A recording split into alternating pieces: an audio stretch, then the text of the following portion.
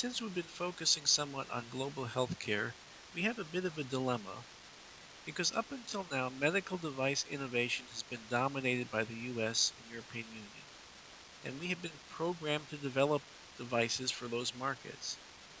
However, devices designed for high income countries don't necessarily respond to low and middle income country needs.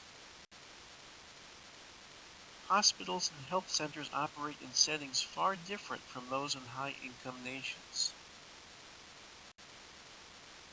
I collected a number of very nice slides just to illustrate, not to generalize, but just to give you some idea of specifically what we're talking about.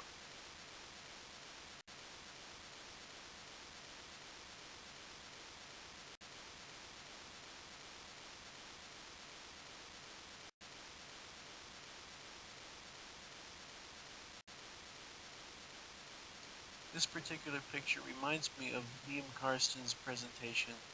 We talked about moving from one building to another and trekking through the mud and having to deal with that and sterility within a hospital or patient unit.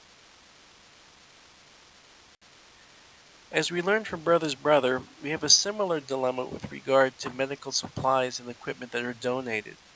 Up to 3/4 of donated devices do not function in their new settings. They remain unused. Contributing factors include the lack of needs assessment, the appropriateness of the design, having a robust infrastructure, spare parts availability when devices break down, consumables, the cost and the sourcing thereof, lack of information for procurement, and trained personnel for maintenance and operating the devices.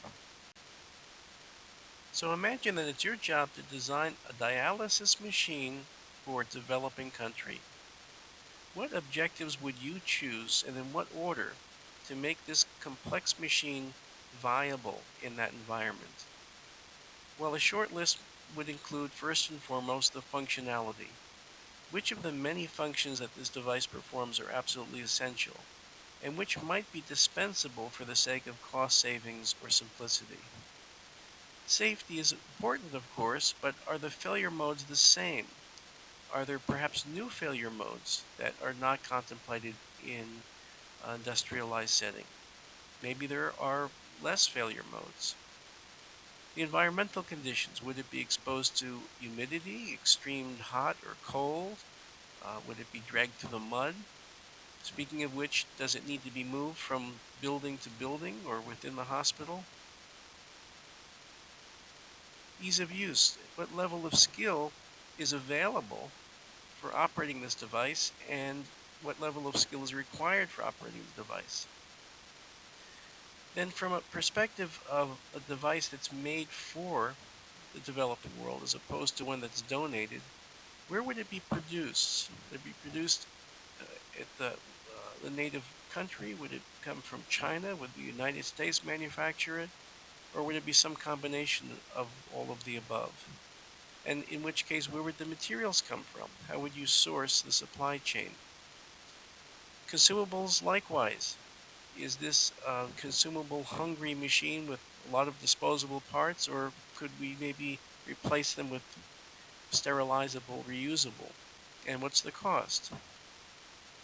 Then there are policies that are different in various countries that need to be considered. And for that matter, there are less regulatory bodies involved in other countries. And then population dynamics need to be considered. So obviously you would need to bring a multidisciplinary team together that understands the environment, the sociology, the politics, the economics, etc., in order to cover all the bases in designing such a device for this particular setting.